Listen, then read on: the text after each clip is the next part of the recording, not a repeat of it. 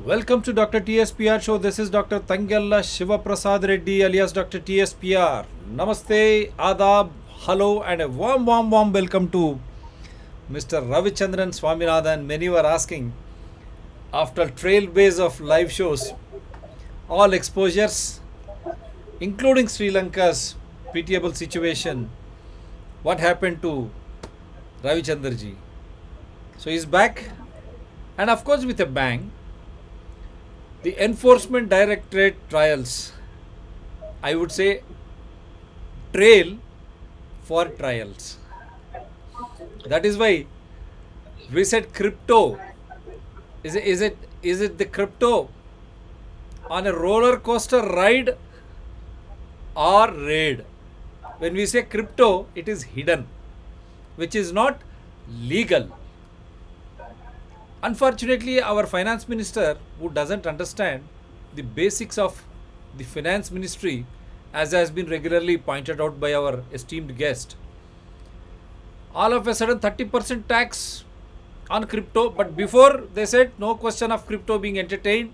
Supreme Court, there was a case. RBI said, you know RBI what it has said? Ponzi scheme, Reserve Bank of India. But the case was pending in the Supreme Court, but instead of filing a petition to substantiate Ponzi scheme, the government relaxes. Supreme Court, even Supreme Court should have taken it suo moto again if government is not coming forward, because they are all well read, well versed, because it is the common man's lifetime efforts or hard-earned money which is stashed away in the name of enticement, like lottery. At least lottery is visible. Crypto, is it visible? That is why after our show, the European Union, it has come back. It said no question, everything should become transparent. Otherwise, no question of entertaining crypto. The same in other parts of the world. But unfortunately, our finance minister or prime minister under this government and all political parties, I'm not naming just BJP alone.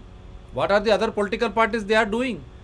Bharat Jodo, he is going around, Mr. Rahul Gandhi. Why he doesn't speak on cryptocurrency? Why he doesn't speak on COVID-19? Public Health Foundation of India. They don't discuss relevant issues on the floor of the parliament, nor in the assemblies for that matter. So that is why we have taken up this issue to make people to understand that if you invest in such thing which is called crypto, the name is crypto, hidden, you don't know who is controlling, from where suddenly this crypto, we don't call it as a currency. Yes, clearly said, this is not a currency. Currency should be legal in any country. The exchange and everything should be transparent. So the crypto tenders, whatever you call, if you invest your hard-earned money, what will happen? And we are going to present such type of things. In spite of the lacunae in the political system, supported by the executive system, at times you have some constitutional bodies like Enforcement Directorate or Income Tax, or for that matter, Central Bureau of Investigation. Sometimes they do something good for the country. Because until and unless you catch hold of these illegalities, the money will come back and they will fund these political parties, these politicians, they will be elected to the parliament, assemblies, and they are going to rule us, to loot us, and they will enslave you as they have done during COVID-19, create fear psychosis.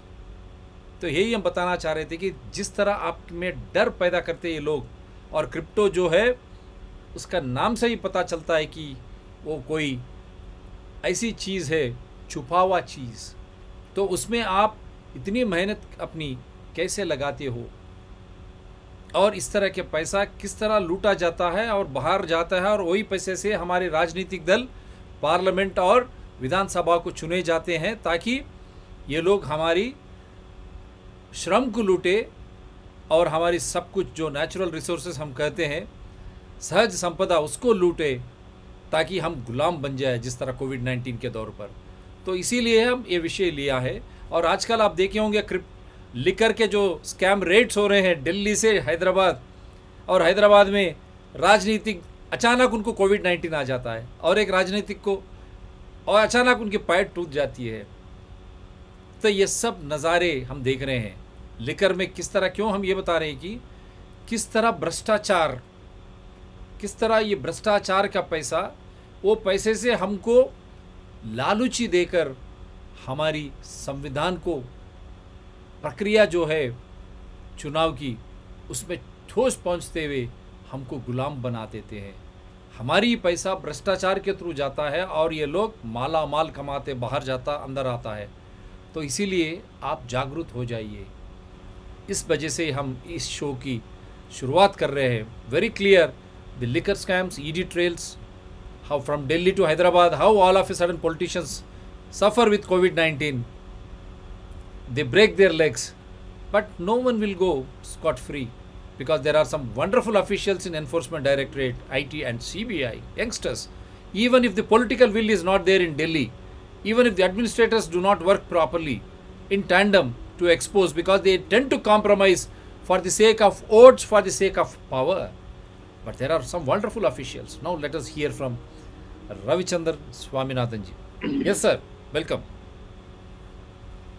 Thank you, Dr. Reddy. So, first I should congratulate you on your shows. You have predicted some things which are happening now. Today, Russia and India have entered into a rupee-ruble trade, bypassing the dollar. Wonderful. State Bank of India is going to be the nodal bank. Wonderful. Probably in another 15 days it will start. Already Iran is also talking to India about a similar arrangement for Iranian oil. So these are things which we had predicted long time back when I talked about the decline of the dollar and how the dollar is going to be replaced by as a reserve currency. But I will not go into all that, because today's topic is crypto, and this we have been talking about, I think, for the past 6 months, and what we have talked about is now, I think it is probably reaching the government, because there are stray statements from the ministry saying that crypto is bad, there is narcotic trading, there is terror trading funding through crypto and all that. Incidentally, the finance minister had, in reply to a question in the Rajya Sabha, said, we are not aware if cryptocurrency is being used for narcotic trading or terrorist funding. This was some time back. But now, the tune has changed. Now they are acknowledging, after catching 3,000 crores worth of drugs from Adani port, 200 crores from the Pakistanis, and tracing their kingpins to Delhi and Hyderabad. Now I think people have realized, yes, crypto is not good for the economy. So the question is, why don't they ban it? Why are they still dithering about it? Why are they hemming and hawing about it? And when the finance minister says, we are looking at the world for a uniform regulation, Government of India did not look to the world for a uniform regulation on cybercrime legislations. Even today, there is no proper definition of cybercrime. Cybercrime is not defined anywhere in the statutory books. And it is not uniform throughout the world. So that did not prevent the government from passing laws which would regulate cryptocurrency or ban it altogether. And incidentally, I would like to use this channel to remind the finance minister that several countries have banned cryptocurrency. It is not a question of regulating it. They have banned it outright. So just for the viewers' sake, I will go back to what is cryptocurrency and why we should be concerned about it. Like I said in my earlier talks, this cryptocurrency is nothing but, there are two parts to the cryptocurrency. One is the technology part, which is the blockchain technology. And about that, I will not make much comments because it is a technology. It has got its own advantages. It has got its some disadvantages. So we will not go into the blockchain technology. The other portion is the algorithm part of the cryptocurrency, which is a small piece of code, a snippet of code, a snippet of an algorithm. And anybody can use this algorithm to create a new currency. Even Dr. Reddy, you can also create a cryptocurrency. So, this is how this thing started. And now we have got almost about 7,000, 7,500 cryptocurrencies throughout the world. And out of this 7,500 cryptocurrencies, how many exist? God knows. Does the government know? They don't know. Because in Rajya Sabha, the finance minister said that the government has not kept any tabs on the number of crypto exchanges or crypto startups in the country. The government does not know, the finance ministry does not know. How many investors, Indian investors are there in cryptocurrency?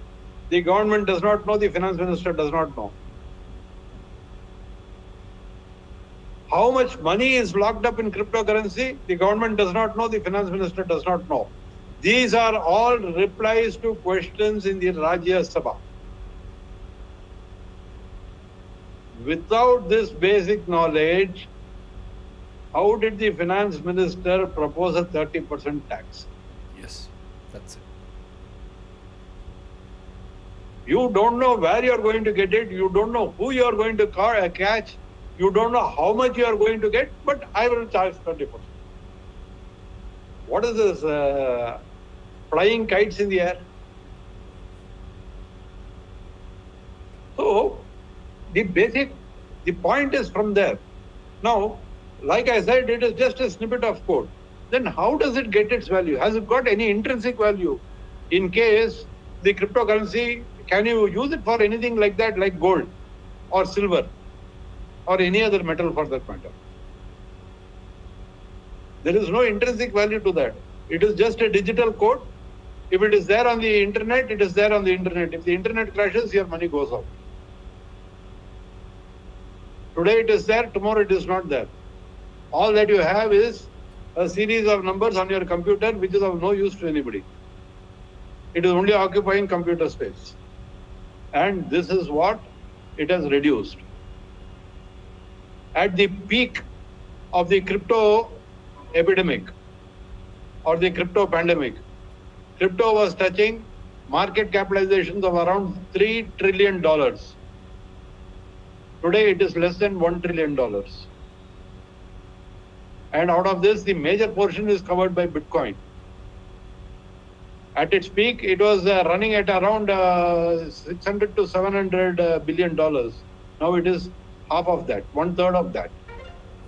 So this is the way that the crypto is going. It is a roller coaster. Today it goes up, tomorrow it comes down. Day after tomorrow it goes up, it again comes down. Now what makes it go up and down? Earlier, before SEBI was there in force, I would like to remind the viewers about Harshad Mehta, the big bull in the Mumbai Stock Exchange. If Harshad Mehta came into the Bombay Stock Exchange and talked about a share, its value used to shoot up. When he goes out of the bull ring, the shares will slump. Or in other words, one person was able to move the BSE index like a yo-yo ball. Your cryptocurrency is similar to that. The majority of the cryptocurrency is held by a few people. So all that they have to do is give some disinformation in the media, concentrated advertisements like what Bitcoin is doing, hoarding the currency so that there is a scarcity that is created, artificial scarcity that is created, and opaqueness of the currency system itself for what they are doing. And to add to that, an ignorant government which is not able to regulate them, or unregulated exchanges. So all these favor the few people who are holding the cryptocurrency. So all that they have to do is they talk about a cryptocurrency, the value shoots up. When the value shoots up, they unload whatever cryptocurrencies they have into the market and earn a lot of money. When they do that, simultaneously they withdraw all the advertisements, lower the market, concentrated market attack and all that, and suddenly you find that the value of the cryptocurrency going down and down and down. When it reaches a particular level, again they purchase it. So by manipulating the market, they make profit every time that they enter into the market and go out. It is very much like what our Chitra Ramakrishnan did on the NSE, using smart technology for algorithmic trading. This is what Chitra Ramakrishnan did, and this is what these people are also doing. Now, the problem is, where does the problem arise? It is ordinary people like you and me who think that this currency, which is not banned by the government, is supposed to be legal, and we go and invest in that. Of course, you won't invest in it, I won't invest in it, because we don't have the money to invest. So that's a different issue. But there are people who are ready to invest money and they lose money. A lot of people have lost money in this what you call manipulation. What is the cost of Bitcoin today? If I remember right, when we were talking about Bitcoin sometime in February or last November, it was trading at around $45,000 per Bitcoin. It came down to 30, 29, 30, 35. It was operating in that region. And for the last 2 months, it is below 20,000 or somewhere around $20,000. It goes up, it comes down. It goes up, it comes down. Today, the market capitalization is less than $1 trillion at, I think it is about $986 billion or something like that. And some of the coins, some of the cryptocurrencies that was very famous there because of Tesla, Elon Musk, because of other people also. Cryptocurrencies like stablecoin, which was the most unstable of it because it was the first one to crash, the Terra USD. Then you have the DeFi, you have the Anchor, and so many currencies which are now bankrupt. People have run away with the money. In one particular case, a few $100 million were lost in that fashion because the promoter of that particular cryptocurrency, very cleverly, what he did was transferred all the cryptocurrency in his hands to stocks and shares. And one fine morning he said that I'm closing down this show. That's it. This is from the promoters of the cryptocurrency. Now, apart from this, there are hackers and scammers who are using cryptocurrency to scam people. Even countries are involved in it. China, North Korea. These people are involved in scamming cryptocurrencies. It is on a regular basis that they are doing it. Some time back, the Chinese mobile phone, Vivo, they were raided by the Enforcement Directorate, and the ED found more than 65,000 crores of rupees had been transferred to China through cryptocurrency. And that is how they stumbled on this. There was, it was a shocking thing that they had this thing. And earlier also, I had talked about this loan applications, Chinese loan applications, and how they are to be combated. See, this is not a new feature. This has been happening for the last 3 years. In fact, the first case that came to my notice was in 2018, where a lady had taken a loan of 10,000 rupees, and on that 10,000 rupees, she had paid a total of 3.5 lakhs by way of interest and principal. And still those people were after her. What they had done was they had taken access to all her contacts on WhatsApp, got her pictures from Facebook, and morphed the Facebook pictures and all that, and put her in a very poor light to all her contacts. And because of that, she went into a depression. And when she came to me, she was almost at the point of committing suicide. So this is where we alerted the police, and from there it went to the RBI. RBI passed some regulations, but no effective legislation or law was passed by the parliament, even after coming to know that thousands of crores of rupees from India is going to China. China is exporting poor quality material to India, and we are exporting all our hard-earned money to China. In this last 2 years alone, my estimate of the total amount that has gone to China is in excess of 1 lakh crores.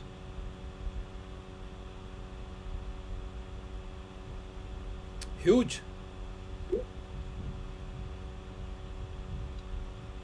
And who are the culprits?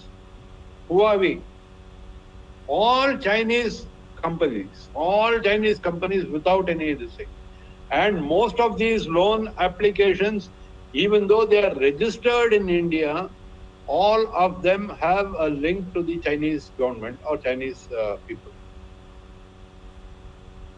They catch hold of people in India who are very poor and open one of the fintech companies which was financing this loan apps. The auto driver was one of the directors of that company, and he didn't even know that.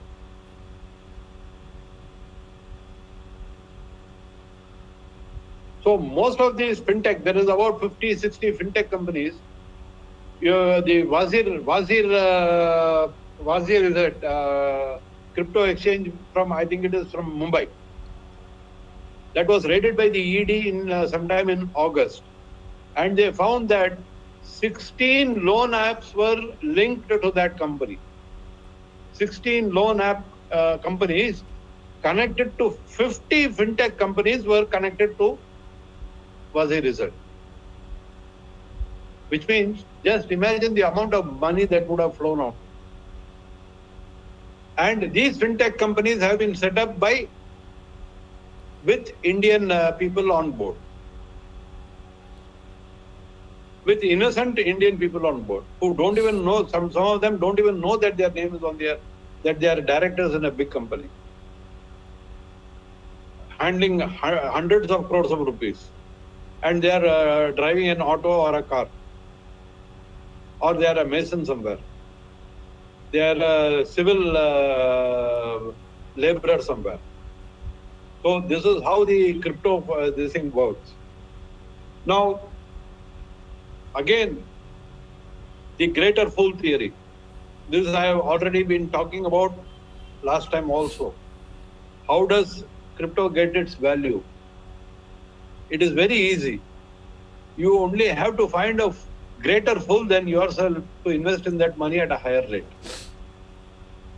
And as long as there are fools in this place, in this country, there will be scamsters and cryptocurrency traders in this house. The original idea of this cryptocurrency scams and all that, I think I should be tracing it to the subprime loans in 2008, 2009, when some brilliant fellow in New York decided that since land is limited in quantity, it will continuously keep on appreciating. And that is how the subprime crisis broke. They started giving loans on presumed appreciation of the land. You have a 1 acre of land in Hyderabad, and today you have bought it for say 1 crore. Next year, the value of the land may go to 1.5 crores. So You would have taken a loan on 1 crore. Now what the bank says is, now the land value is 1.5 crores, so we will give you a loan for 1.5 crores. Tomorrow it will be 2 crores. We will give you for 2 crores. They don't look at how much money you can repay. They keep on increasing the loan till such time that you are not able to pay, so they will take the land. At that time, the land price will collapse. And they are left with bad loans, NPAs.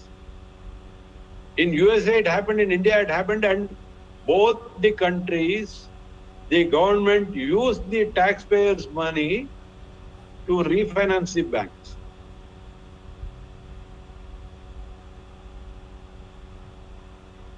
Why should, if a bank fails, if a company fails, doesn't the government say that the company is bankrupt and seize its assets, sell it and clear the case? In the case of banks, why should they be treated with kid gloves? Too big to fall. That is the idea. You make yourself so big that if you fall, it will cause a lot of damage, so the government steps in, uses the taxpayers' money to refinance them. This is happening every 5 years, every 10 years, the government keeps on refinancing banks. And that is why there is no question of accountability in banks. It is actually the bankers who are running the country, not the politicians or bureaucrats. And opaqueness. You make the more complicated the coin is, the less the people will understand, the more number of people will invest in it. It is something like the emperor is wearing new clothes. It takes a Dr. Reddy to tell the government, Bhai sahab, aap to nanga hai.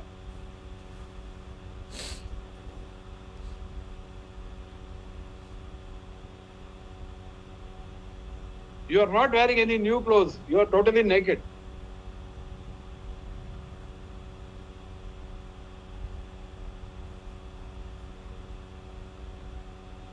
So, how did the emperor was fooled into thinking that he was wearing a very sophisticated garment which cannot be seen by anybody?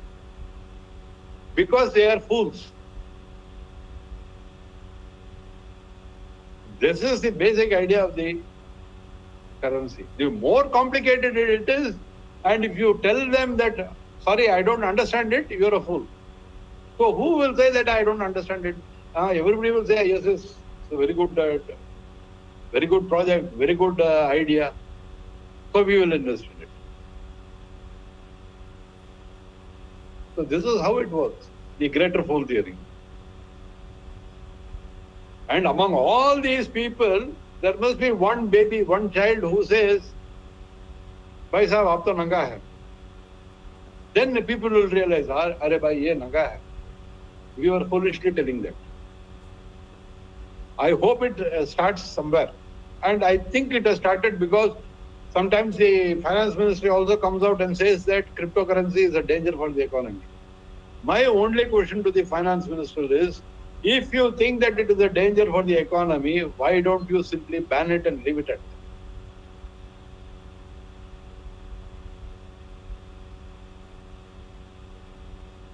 Do you have a vested interest in running it? Does the government have a vested interest in running cryptocurrency? That is the only alternate choice that I have to ask.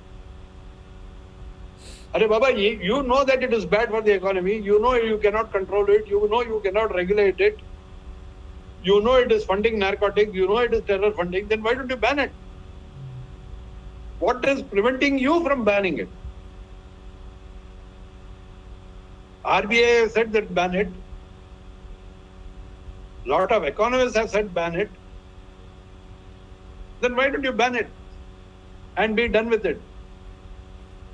Only when you keep everything in a state of limbo, in a gray area,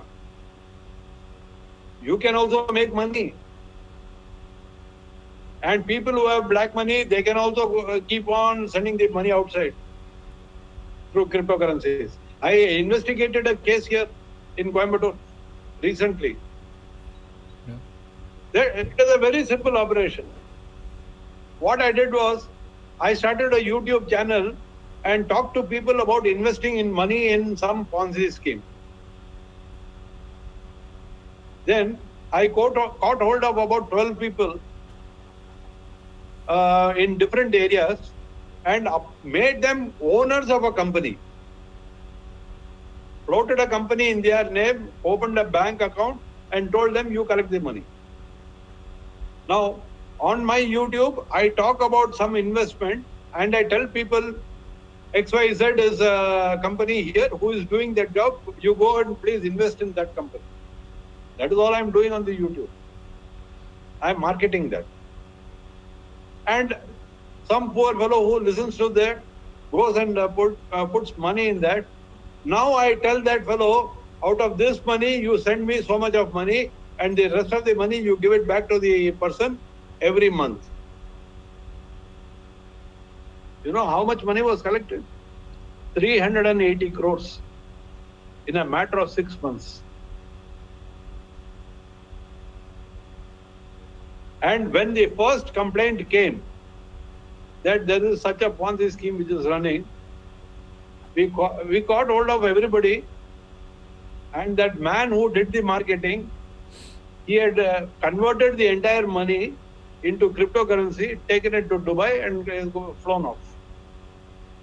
Now the problem is, we can't catch him. The problem is, we can't take him to court because he has not collected any money. It is some agent, some poor agent who has collected the money and given it to him.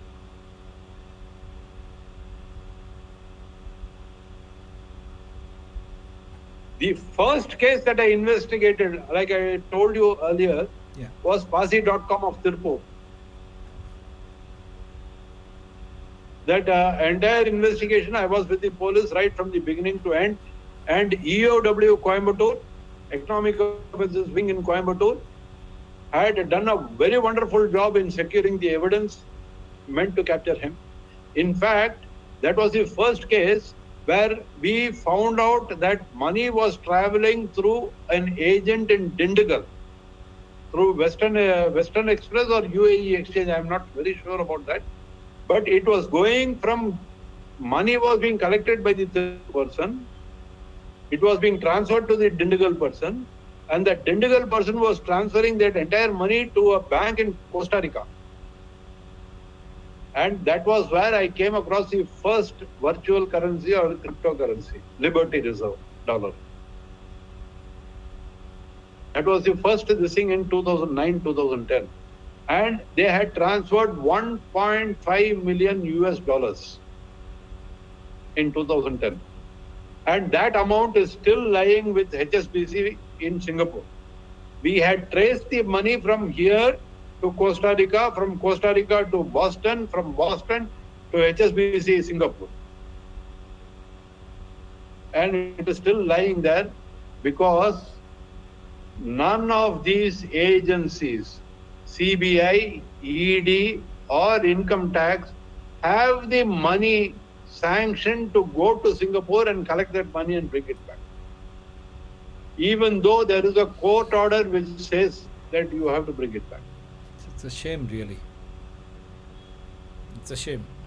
This I am highlighting just to show you with how much constraints these agencies are working. Yeah. It's a shame. Now, even in the case of the liquor scam in Delhi, you see, first day the ED goes and raids the place, the CBI goes and raids the place, the income tax goes and raids the place. My question is, why can't all these people be put together in a single financial fraud division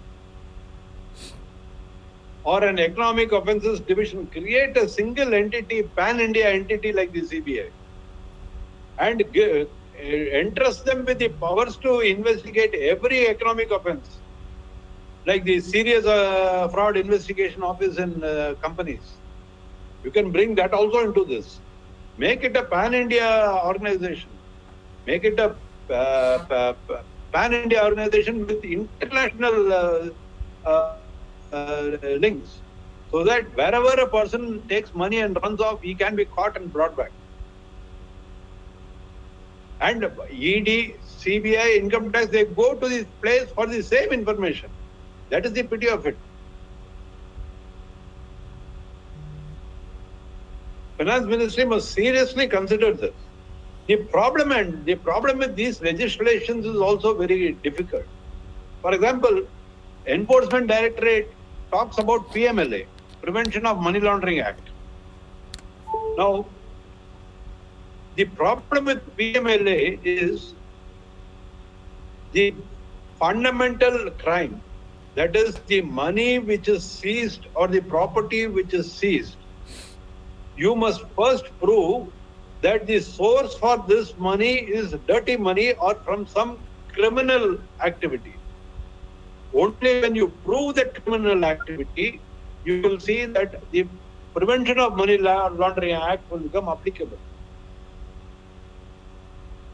Charges under the PMLA Act are preceded by charges in the Criminal Act.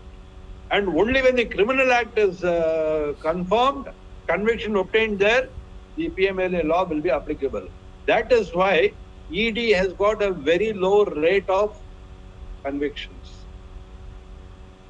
If the police do not do their job properly of getting him criminally convicted, then ED loses the base of its investigation. This lacuna has not been addressed by the government.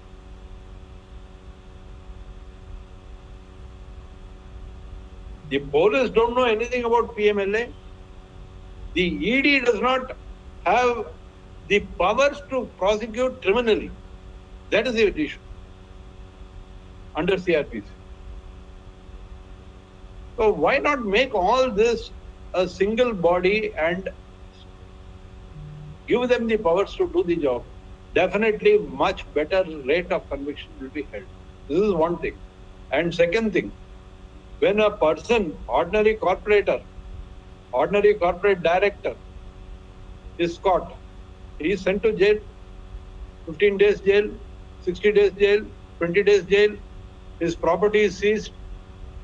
And if a politician is caught, then what happens? What happened to Partha Chatterjee?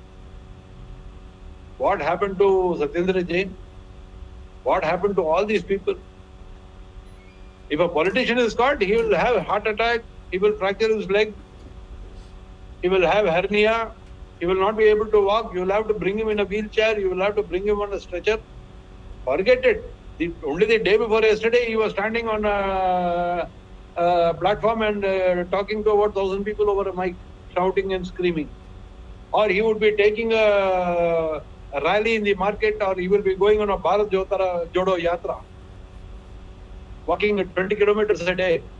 The day he is caught for some economic offense or a criminal offense, then suddenly he will have a heart attack. His legs will not function, his hands will not function. COVID-19. He will have COVID. Then for that you will have to go abroad to take treatment, because our hospitals are not good enough. They are meant only for people like you and me. So this is an issue which has to be addressed by the government. See, it is not enough if action is taken by the ED, has got the means to do it, they have got the brains to do it. But only what they lack is the proper legal structure in which they can proceed against the criminal for economic offences. That law is not clear enough. It has got so many loopholes that there is very little law in that. There is only a very big loophole. And you remember, ED has to complete its job within 6 months of seizing the property. Otherwise, it will have to return back the property. Now, in 6 months, which forensic science lab will give you the result? What is the point in having a limit of 6 months and saying Today, if I give a seized evidence for forensic analysis, I get the result after 1.5 years, 2 years. There are not enough forensic science labs. That is why POSCO Acts also have the same problem. It is supposed to be completed within 3 months. But a DNA sample, a semen sample, if you send it to the DNA lab, you will get the result after 1 year, 2 years. And beyond 3 months, you can't keep that man, you will have to release him. And if you release him, he is going to harm other children also, like what happened in Madhya Pradesh, what happened in Hyderabad. So, this entire exercise has to be looked at holistically. You look at not just the investigation part of it, that they are doing it with the resources available, they are doing quite a good job. But strengthen the forensic science labs, strengthen the judiciary.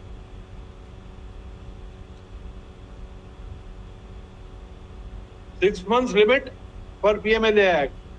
And the judiciary will give 28 times bail, anticipatory bail, like they did for Chidambaram. 28 times bail, anticipatory bail.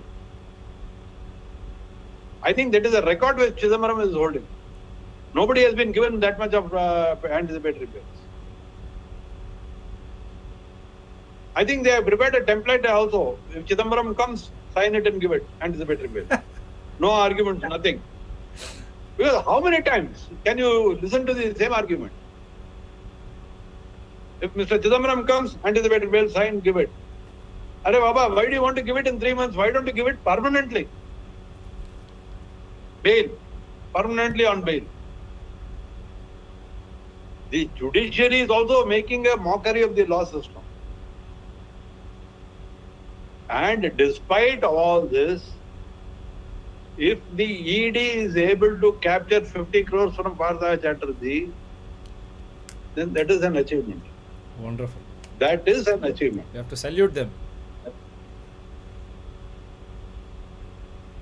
And it is not only Partha Chatterjee. They caught hold of one individual, and from that they found out that the money was going by a cryptocurrency to China. Immediately they caught hold of the Wazir exchange, and from that they went to Calcutta, tracked down on Chinese loan application people over there, and they have recovered more than 20-25 crores. Isn't that an achievement? And everything in a matter of 3 months or 4 months. Today, ED is raiding a lot of people. Today, ED has come down heavily on one-man parties who are operating as money laundering companies. If I want to open a money laundering shop, all that I have to do is put a board. XYZ party. XYZ Democratic Party. Our mission to launder money.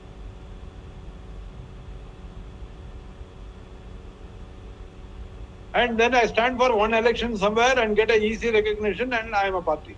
I have a flag. I have 20 people behind me, thugs.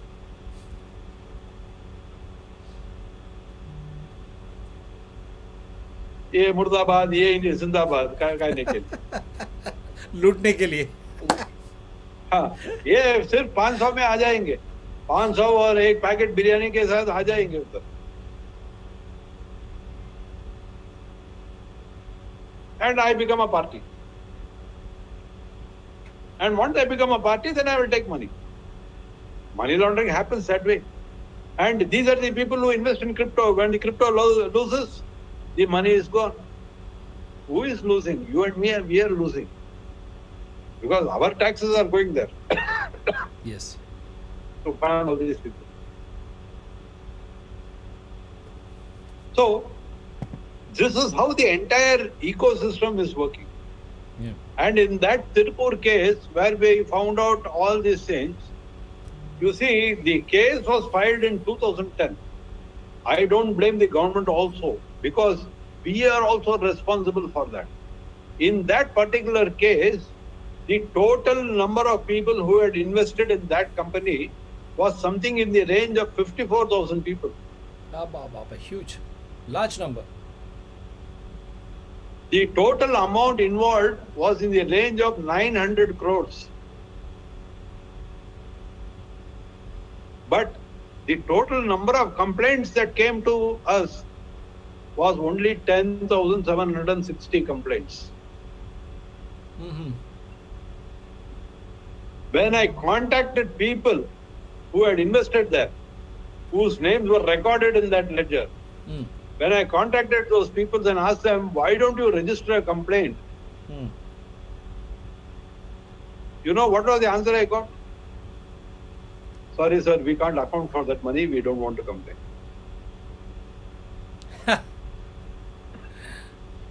Unaccountable money.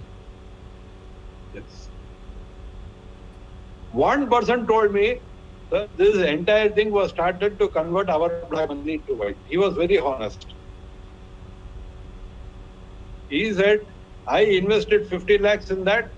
I got back my 50 lakhs. I am happy. I don't want to complain. It is a matter of interest. I left it because anyway, if the government has caught me, I had to pay that interest. So I am happy. At least I have got my capital back as white money. It is laundered money. And I don't have any complaints against him on that score. Maybe he has cheated other people. That is their problem. So out of 54,000 people, only 10,760 people came forward to register a complaint. Case went on from 2010 to 2022. Yeah. The pity was he had the money available with him to settle for all the people.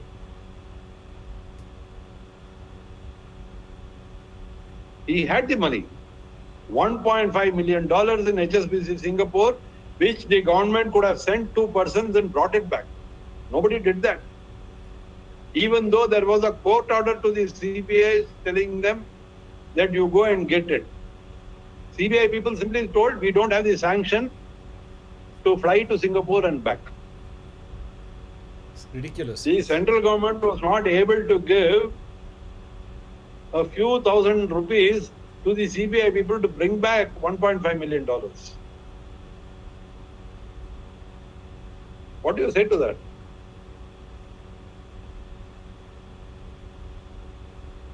He has purchased properties in Malaysia. Properties are there in Malaysia. He has got money in bank in both Malaysia as well as in Dubai. And he was ready to pay that amount. And what was the total penalty levied on him? It was the court handled only 1,046 complaints. 10,000. It was only 1,046 complaints out of 10,760 complaints. Only 1,046 complaints was processed by CBI and given to court because there was no time for CBI did not have the resources or the manpower to go into all the complaints. So they took 1,046 complaints and did it. The judge imposed a penalty of 27 years on each complaint. Oh, goodness. To run consecutively, not concurrently. One after the other. Which means 27,000 years he has to spend in jail.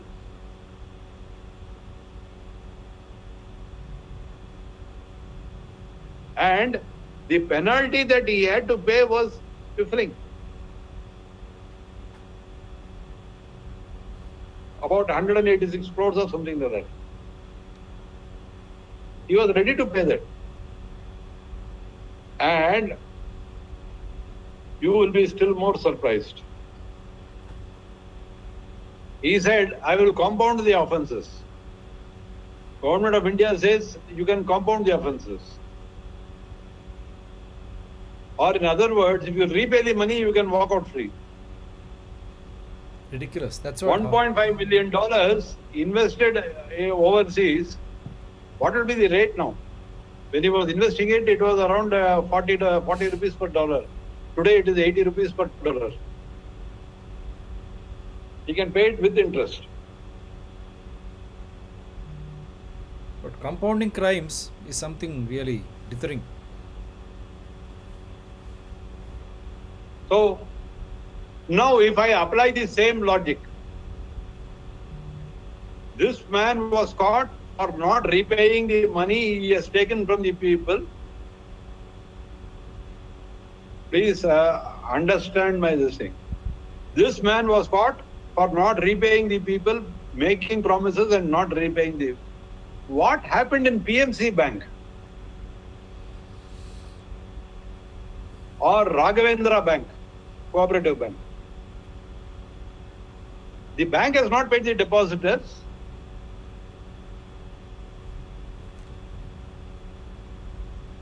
Now the bank has taken money from the depositors on the promise that they will pay it with interest after 5 years, 10 years, whatever. Now the bank says, I don't have the money, I can't pay. So what should be done to him? Similar like this. What happened there? Nothing happened. Reserve Bank of India took it over. Our finance minister said that the depositors will get their money after 10 years, if they are alive.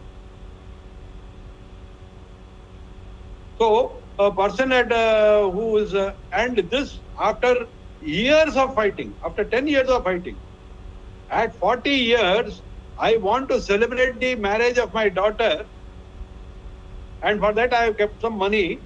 Now I will have to do that marriage when my daughter is 40 years old.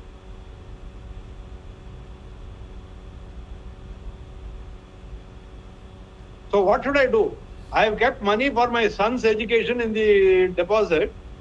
My son has turned 18 years. I can't get the money now. I will get it after 20 years.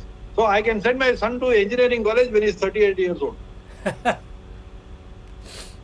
Yes. It's a shame. I don't know how these governments work. And the media doesn't highlight this. This same punishment to be placed on those directors also.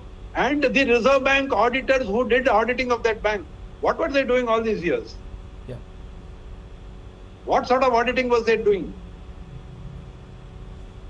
And all these companies, all these banks are providing information to the Reserve Bank of India and the Finance Ministry. Yeah. What were the Finance Ministry people doing with the balance sheets and all that? Didn't they know that the bank was going bankrupt?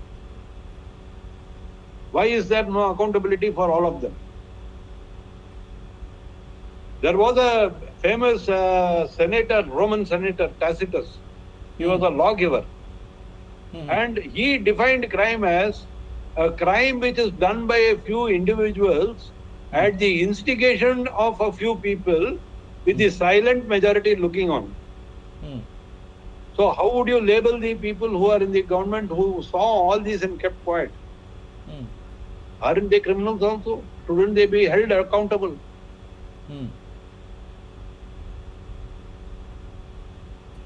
They should be. So this is an issue which has to be taken up by the government first.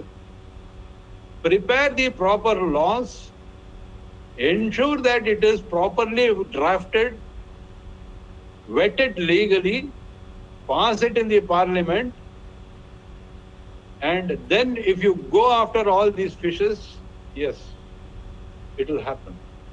Otherwise, just by ED raids or CBI raids, they will get publicity. Beyond that, nothing much. And incidentally, one more bit of information that I would like to share with you. Yes, sir. Shukesh, the con man, and who was in Delhi. Yeah. Shukesh Chandrasekhar or somebody, I forgot his name. Yeah. Jacqueline, right now investigation is going on. Yeah, famous actress. I think it is Shukesh. Yes, his name is Shukesh. Chandrasekhar. Something. Shukesh Chandrasekhar. This Shukesh Chandrasekhar was arrested in Coimbatore. Was arrested by the Coimbatore police. You know when? In 2011. God. And he was arrested from Hyderabad. So this our live show connections. From an MLA hostel. My God. From an MLA hostel From in an Hyderabad MLA hostel in Hyderabad. in 2011. And in 2011. And when he was brought to Coimbatore, his mother came to Coimbatore and showed us a certificate saying that he's only 17 years old, so he's a juvenile. My God. He was let off because of that. Hmm.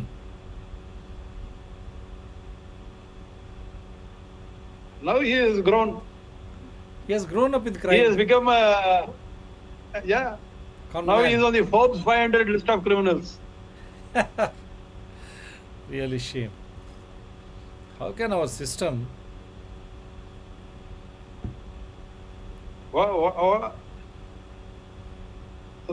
And one thing I must tell, even at 17 years, he used to talk very well. He knew about 4 or 5 languages then. Very shrewd fellow. Very shrewd fellow. Maybe had he been groomed in a right direction, he would have been an asset to the society and country. He could have headed the Niti Aayog. Yeah, that's what. Such brilliant brains, unfortunately. No sympathy for crimes or criminals. So, it is, see, but the thing is, these criminals were also caught. These criminals were also caught. Yes. And by the police people, without any resources. In fact, when we was chasing him in Hyderabad, he tried to kill an inspector Oh, by driving his car against him at 17 years age. at 17 years. Yes. That is how he was caught.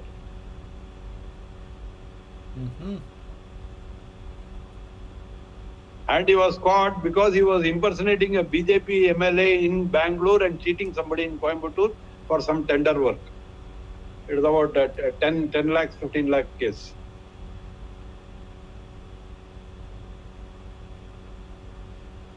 Scam. So he has got a history right from 2011. Goodness. He's our friend. Hyderabad, Coimbatore. The link. Now he's landing in Delhi, Mumbai. And with Mumbai connections, landing in Delhi. Now the Mumbai connection. Yes. Mumbai connections, landing in Delhi. Correct. So he has grown. He has grown. So he has grown, the crime has grown. So And today's news, Adani says that he's the second richest man in the world. that beats my intelligence. How? That doesn't beat my mind because his loans, that is his debts, are very high. Any institution which is based on debt will not last long.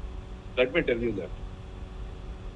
Yeah, many were asking me actually, in fact, why not we have a concurrently a session exclusively, we'll have an exclusive session for Adani. How this swindling of money and the bank's loot have made him.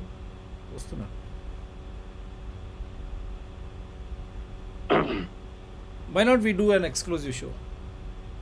We can do. Yep. But the point is,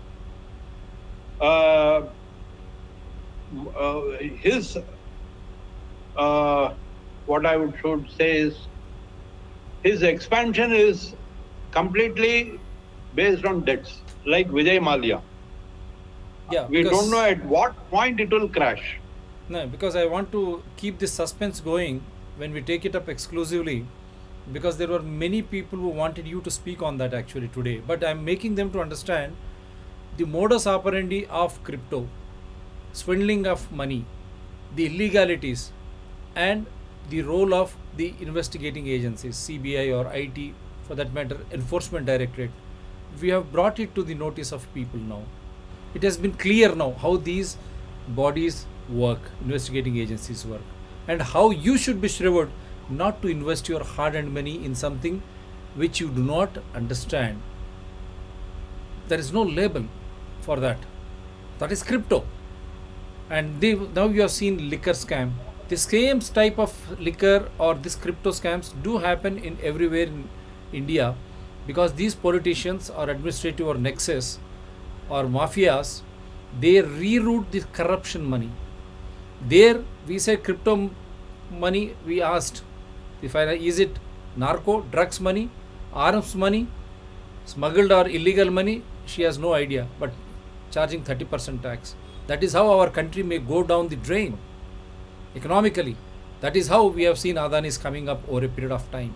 That will have an exclusive. But at the same time, we are warning you.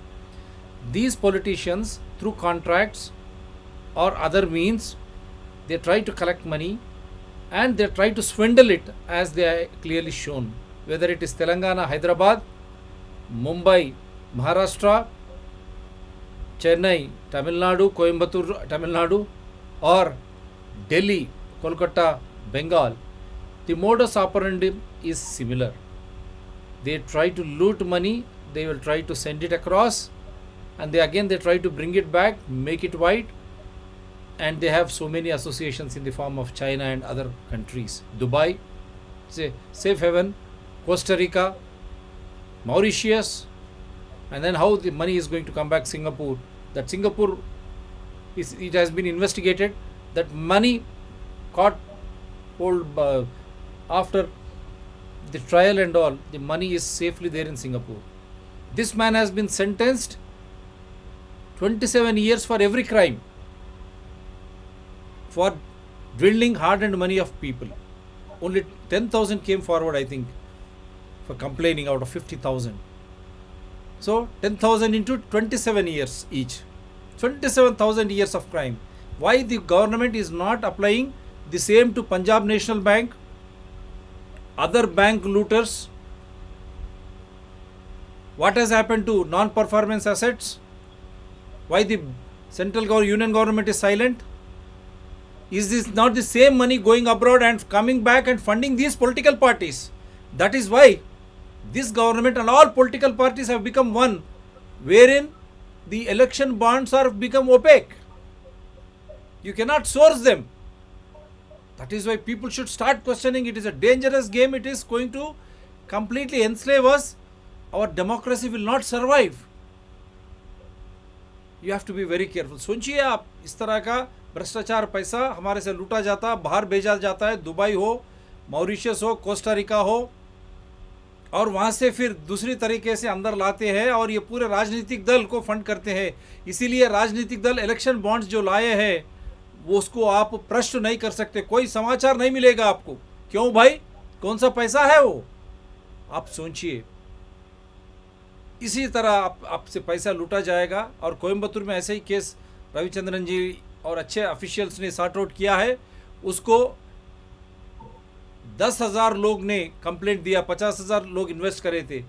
10,000 लोग ने जो complaint दिया, हर एक व्यक्ति के ऊपर 27 साल का उसका जो जुर्माना है, जुर्माना कम है 22 का 3 करोड़ या 20 करोड़ या 30 करोड़ या, लेकिन उसको जो सज़ा हुई है हर एक कंप्लेनेंट के तौर पर 27 ईयर्स, 27 साल. इसका मतलब यह है जुमला 27,000 ईयर्स, 27,000 साल की उसकी सज़ा हुई है.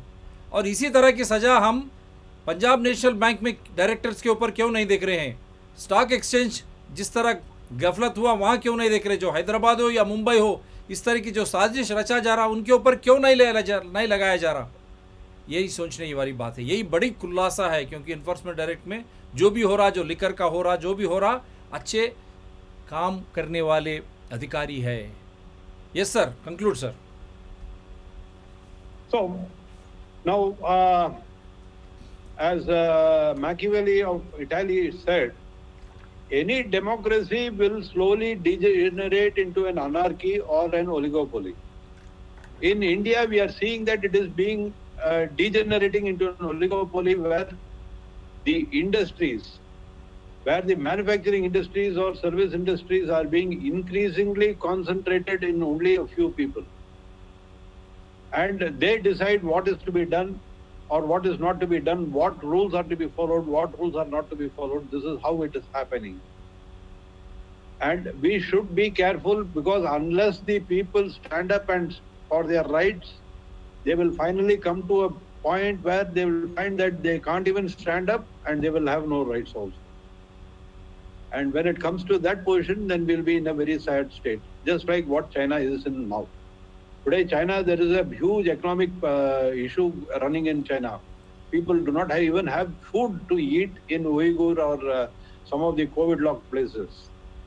Because of drought, it is facing a famine situation in some places. Because of excessive rains, the coastal areas are facing problems. Real estate bubble has burst. The biggest conglomerate called the Evermore, that is bankrupt. Their headquarters is under auction now. That has been sold to somebody else. So China is in a very bad state today, economically. Their GDP has come down to below 3%, their forecast. Yeah. And at one stage it was the highest in the world. Now it has come down to lowest. If we should not go on that lines, then we must take care of it now. The finance minister has to necessarily look at how the laws are going to be implemented. There is no point in making grand statements. Just to give you an example, in Telangana, you have that canal. There was a huge lift irrigation, Kaleshwaram canal. 1,400,000 crores. What was the original estimate for that canal? 20,000. It was around 95,000. 20,000 crores, 25,000 to 40 crores first. Now it is, the 1 lakh. bubble has come to 1,47,000 crores. And what is the cost of irrigating 1 acre of land? It is running into lakhs of rupees, which means the amount of money that has been sunk in by the Telangana government, how is the government going to repay it? They have to repay almost about 13,000 crores or 14,000 crores per annum, which is much more than what is their revenue receipts. Who is going to make all these payments?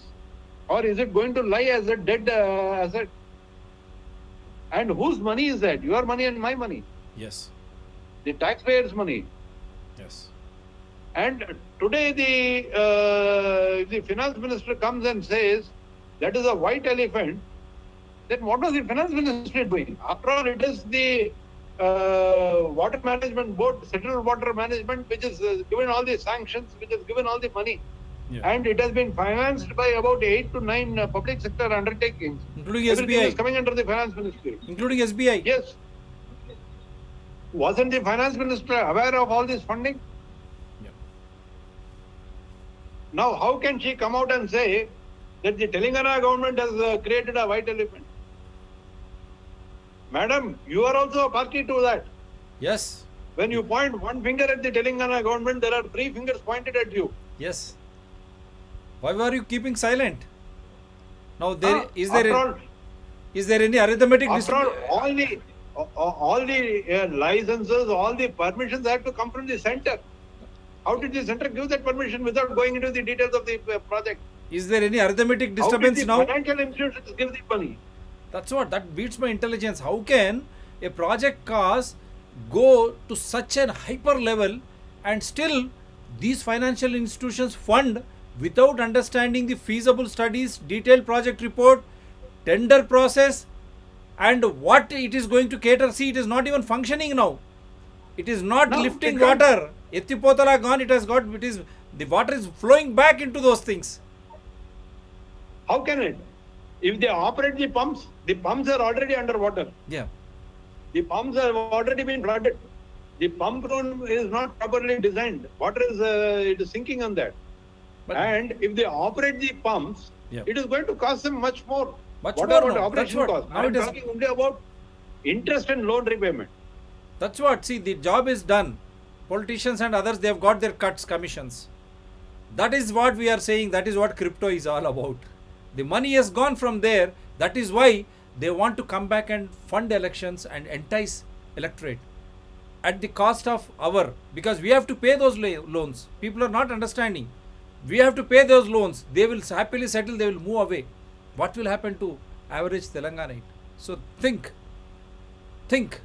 And Dr. Reddy, Yeah. one point that I have to make here yeah. through your show is, when the finance minister made such a statement, why didn't the people of Telangana ask her, what were you doing? We were asking through this time. We have done 4 series. We asked her, we questioned her the wisdom. Why, when they were when they went on hyping, 50% work also you kept quiet. After 50% work, clearances, forest, environment clearances started to happen. How did they happen? How come 50% of the work was allowed without any permission?